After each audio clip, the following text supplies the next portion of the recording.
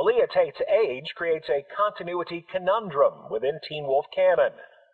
In Season 4, we're presented with a birth certificate that claims she was born in 1998. This means she would be 15 in 2014 when the episode aired, or 13 in the 2012 of the actual Teen Wolf timeline. Both of these ages contradict all of the information presented about the character in Season 3. Malia's story is introduced by Sheriff Stilinski in the episode Anchors. 8 years ago, when I was elected sheriff of the county, my first official duty was to tell a man that not only had his wife and 2 kids died in a car accident, but as best we could tell, the body of his 9-year-old daughter had been dragged from the wreck by coyotes. This 9 years old, 8 years ago timeline is reinforced by several other characters, including Mr. Tate, Agent McCall, Scott, and Stiles. Malia went missing 8 years ago when she was 9 years old. So within the official canon, she was 17 when Scott forced her to return to human form during Season 3.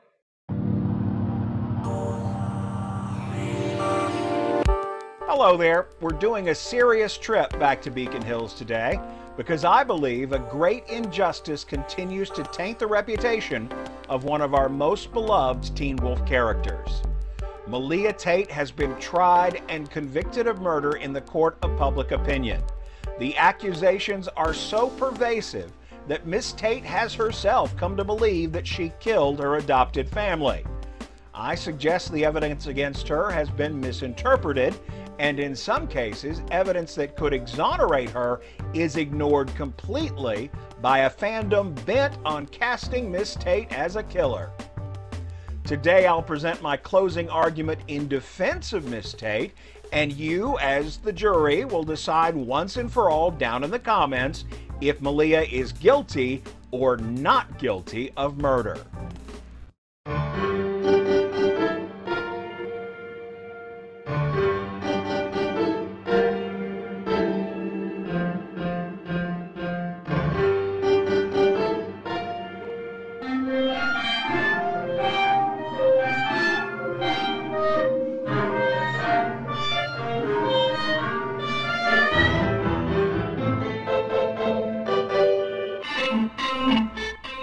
If you enjoy revisiting Teen Wolf and rolling around in nostalgia for the show, consider subscribing to the channel and join us as we journey back to Beacon Hills each week.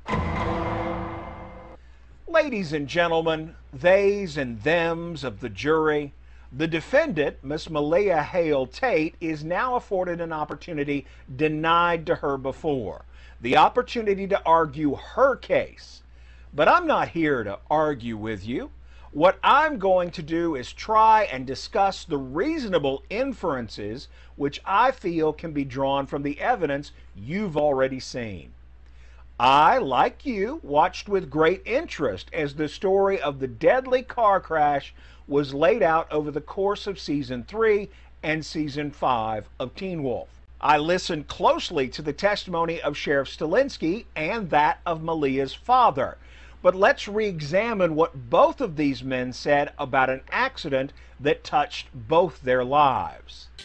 8 years ago, when I was elected sheriff of the county, my first official duty was to tell a man that not only had his wife and 2 kids died in a car accident, but as best we could tell, the body of his 9-year-old daughter had been dragged from the wreck by coyotes. I spent 8 years thinking that it was an accident. Now you tell me that it could be murder?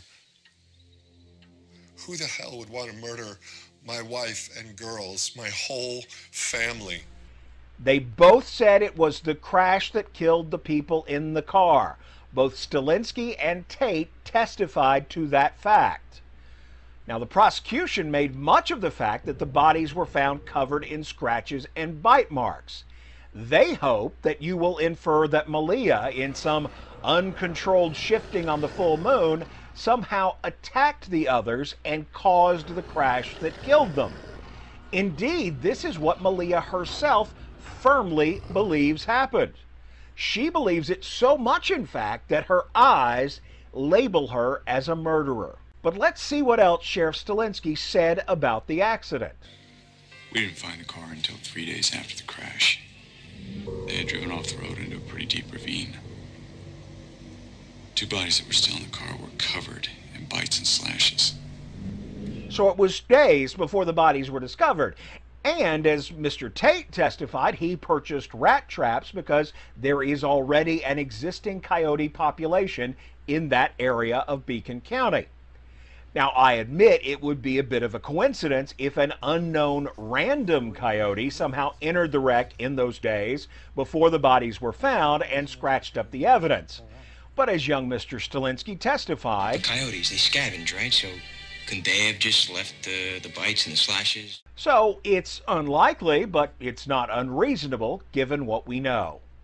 Still, we have more evidence that it wasn't a random coyote that damaged the bodies. Remember young Mr. McCall's discovery at the crash site.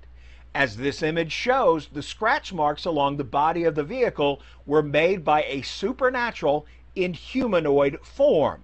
Had they been regular animal claw marks or a fully transformed were-coyote, they would have been closer together. Look closely at the marks. These marks are the size of an adult hand. An adult hand, not the small hand of a 9-year-old were-coyote child, which Miss Tate was at the time. Unfortunately, we don't have this evidence in court to test, but I would argue that if Malia's claws don't fit, you must acquit. Let's look at the true cause of the crash, which all the witnesses testify is the cause of death in this case. In a recovered memory, Miss Tate now recalls that her biological mother, known only as Corinne or the Desert Wolf, was firing on the car just prior to the accident. Malia distinctly remembers the sequence. The guns fire, the windshield is struck by a bullet, and then the car swerves off the road. Gunfire, bullet through windshield, car swerves off the road. Her memory ends there, but so great is her guilt over these deaths that she has actually worked this recovered memory, a recovered memory that completely exonerates her as the cause of the crash, into a false narrative that she somehow killed her family. I killed them because of you. I killed my own family. Your adopted family. But members of the jury, I ask you, is that logical given the expert testimony in this case? The crash killed the victims. Corinne, the Desert Wolf, caused the crash.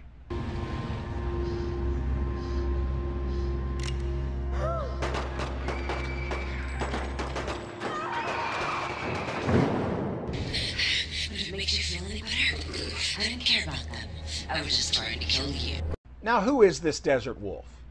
Beyond her relation to Miss Tate, Corinne is known to law enforcement as a brutal assassin for hire. As Braden, our former federal marshal, testified, Corinne has left a trail of bodies in her wake. And as these photographs entered into evidence during the marshal's testimony show, Corinne's most recent victims have the same slashes and bite marks that are described in the autopsies of the Tate family. Remember, Malia's claws don't fit the damage to the car. There would have to be a fully grown, human-shaped supernatural creature present to do this kind of damage. Now, thanks to Malia's recovered memory, we know there was a fully grown, human-shaped supernatural at the scene of the crash who does fit this evidence. Now, let's take a moment and re-examine Corinne's stated motive for shooting at the car. You don't have a name. Talia Hale took you away from me before I could give you one. What you do have is power, strength, speed, and the capacity to heal. You know where you stole it from? Me. She was there to kill her daughter. In her twisted mind, young Miss Tate had to die that night on the full moon so that Corinne could regain some power she thought stolen from her in childbirth. We do not have direct testimony beyond these few snippets, so I will ask you, members of the jury, to use your own logic. Once Corinne successfully ran the car off the road, would she then be content to just leave the scene? Would she pack up her pistols and go home and wait for the power boost that she believed would come from her daughter's death? Does this woman strike you as the patient type, to just sit around waiting for Amazon to deliver her stolen abilities? That scenario just doesn't fit. And if it doesn't fit, you must acquit Malia. I don't think any logical person could conclude that Corinne just left the scene. No, it is far more logical that she went to the car to see her handiwork up close and to make sure her daughter was among the dead. When she found a dead girl child but didn't get the expected return of her full powers, I posit Corinne became frustrated, enraged perhaps, and she clawed up the bodies and the car itself. But where was young Malia? We know from subsequent incidents that when faced with high stress, Malia automatically shifts into animal form. While this might be a talent inherent to Were-Coyote or something else, we know it happens, and we know it happened that night. We know it happened automatically from the trauma of the wreck because she was unable to shift back to human for 8 years. So where was Malia when Corinne reached the car? I suggest she was as far away as her little hairy legs could carry her. That is what any logical examination of this evidence suggests. In order to believe that Miss Tate killed her family, the prosecution requires you to believe several improbable things. That bullets flying at and striking the car didn't cause the deadly crash. That the woman shooting at the car in an attempt to kill her daughter wouldn't check to make sure that she had been successful. And that a terrified little girl capable of turning into a very fast coyote did not run away for the wreck as fast as she could, and instead decided to stick around, just slashing and biting people she obviously loved very much. Now, members of the jury, I respect your intelligence too much to ask you to believe improbable things. Those facts just don't fit what we know. And if they don't fit, you must acquit. Thanks for watching. Throw a guilty or not guilty in the comments, and I'll see you next time we go back to Beacon Hills. When did Malia learn how to fully shift? The question is obvious to me, but it keeps coming up, and I think I know the main source of confusion. First, Malia didn't know how to fully shift until the start of season 6. Let me say that again. Malia did not know how to shift until season 6. Her first time was basic fight or flight. She was young, and on a full moon during a particularly frightening and stress-filled situation, her body just used everything it had. Just like regular humans, her adrenal and pituitary glands kicked in, and her body activated the supernatural spark that she'd stolen at birth. It was all automatic, the brain and the body saying, let's get the fuck out of here. But then, once she was an animal, she had no idea what had changed her. She didn't know why she was what she was or how to control any aspect of it.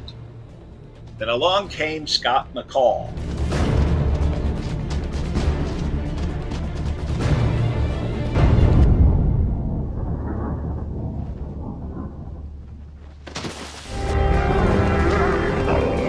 We were recreating some of what first caused her change all those years before. This was the same fight or flight type situation. There was fear and glands firing and Scott speaking to the spark, and now kicked in and bam!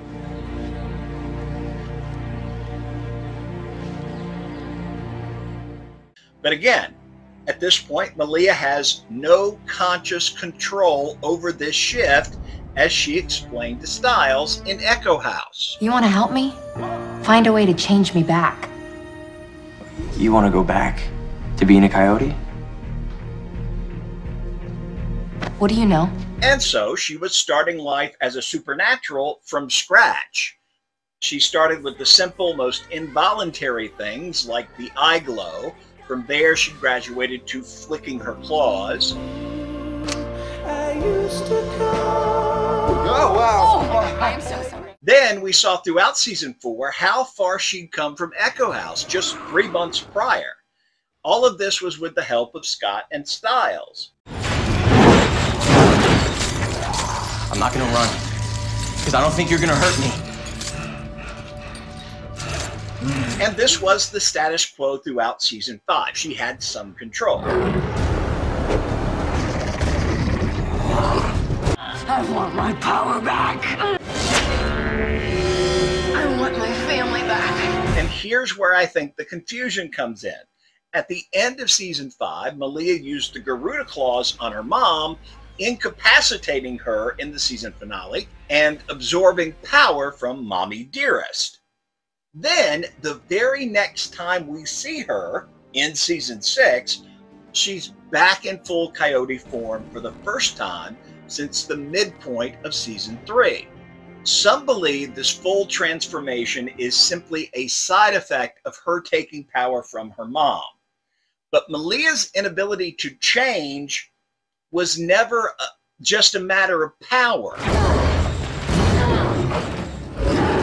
I mean, she had power. We saw it when she lost control in Lydia's lake house. Oh, look at your face. I want to smash it. I want to tear it. I want to feel your bones crack between my hands. She has plenty of power. Also, chalking it up to stolen power negates all the work that Malia and Scott and Stiles did over that 1.5 years to get her animal under control and to learn her abilities. I mean, they did show us when Stiles is erased from her memory, she goes back to being completely out of control and at the mercy of her fight or flight adrenal reactions. You need to calm your breathing. I'm positive I don't want to be here.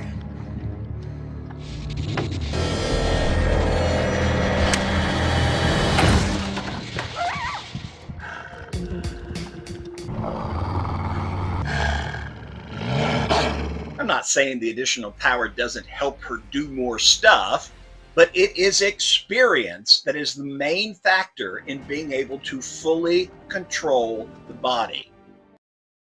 Why didn't Malia flip back to human during the eclipse in season 3? Okay, this never crossed my mind until someone asked me about it on here, and I put this together really fast, so I may not have looked at it from all angles, but here's what I think.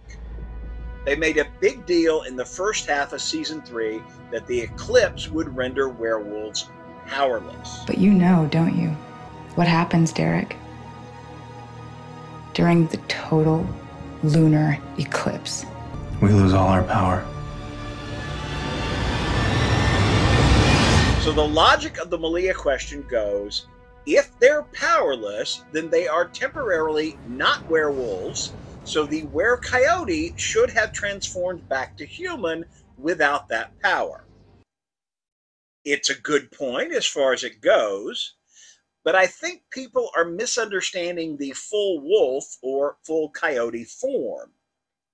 Once they are transformed, they are an animal. I imagine that those who can do it on purpose, like Derek, probably keep their human intellect, but Malia didn't do it on purpose. Malia panicked.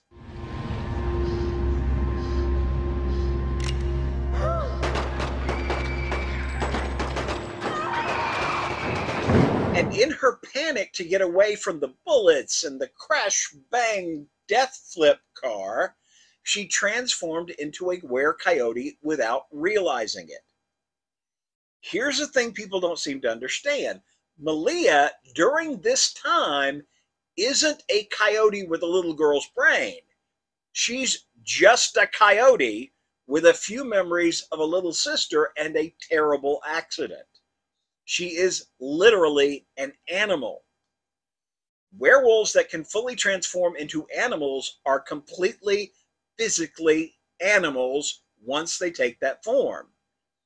In those cases, switching back to human is the supernatural ability. Well, the Eclipse took away their ability to transform, so the human-shaped werewolves were powerless to express their werewolf abilities, meaning no fangs, no claws. At the same time, the animal-shaped coyote couldn't express her human abilities, meaning no changes to her physical form until the eclipse passed.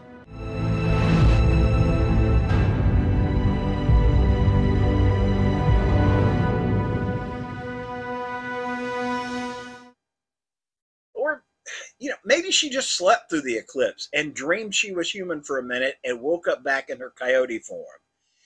That is actually just as reasonable in this instance, I suppose, but I tend to think it's the trapped in animal form thing.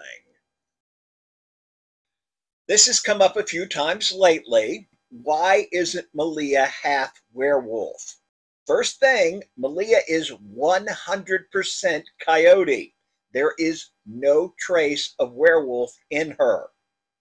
Some folks think that since Peter is her dad, she should be genetically werewolf in some way. But those folks are thinking about the basic underlying canon of the show all wrong. They're imagining that the whole thing is scientific and genetic. It is not. The Dread Doctors made scientific creatures using genetics. Those are fake creatures.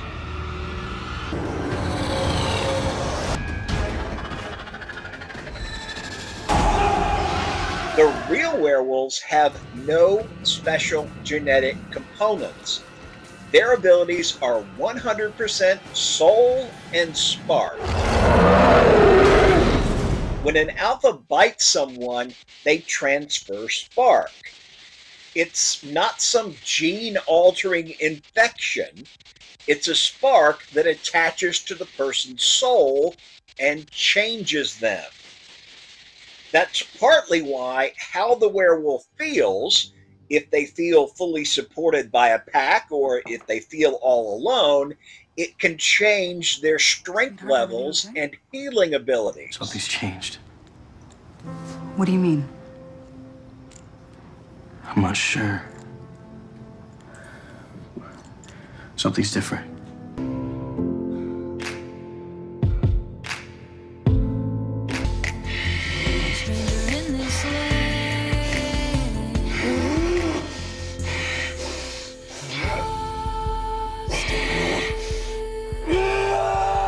It's why damaging one's soul changes the color of your eyes. To a cold, steel blue, like mine. But I digress.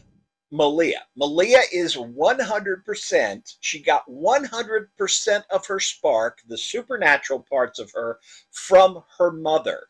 So she is 100% were-coyote. It was literally the B or C plot throughout season 5. What you do have is power, strength, speed, and the capacity to heal. You know where you got it from, Malia? You know where you stole it from? Me. Malia might have inherited some of her human traits from her father, but all the supernatural stuff is from Corinne. Malia is one of the most powerful partly because of her time spent living in the wild as an actual animal. While all the werefolk have animal instincts, Malia is the only one who used them 24/7 for 8 years.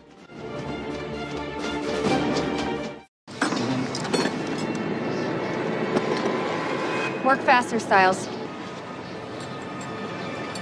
There is something out here with us. Her sense of smell and hearing is naturally superior to the others because while they've been learning to use their enhanced senses, she lived it. Alpha, Beta, Omega. Even Derek, a born werewolf, had to spend years learning and coming to terms with his animal side. In the end, it took a dramatic transformation via a magic Aztec tomb for him to really understand those abilities that he was born with. That's not the case with Malia. She is the animal. It is her nature. It's not even her second nature. It's her true nature. One of the big jokes throughout her run on the series was characters trying to humanize her. I mean, like, I thought you were leaving. I wouldn't leave without you. Really? No, I would never leave without you. Then I would leave. Yeah, it's progress. That exchange seems funny to us because it's not what we would do. But when it comes to survival, you take your mate and you run, and you expect everybody else to catch up. That's how you survive in the wild, where there is no place for sympathy, and the bear that is chasing you doesn't care about your feelings. I would go so far as to say that animal intelligence is far more useful than even Lydia's brain in this universe, because survival depends on senses and instinct as much, if not more, than fist and claws.